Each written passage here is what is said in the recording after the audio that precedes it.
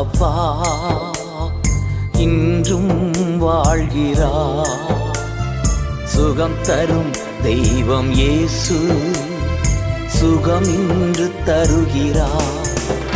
மனம் இறங்கும் தெய்வம் இயேசு சுகம் தந்து நடத்தி செல்வார்.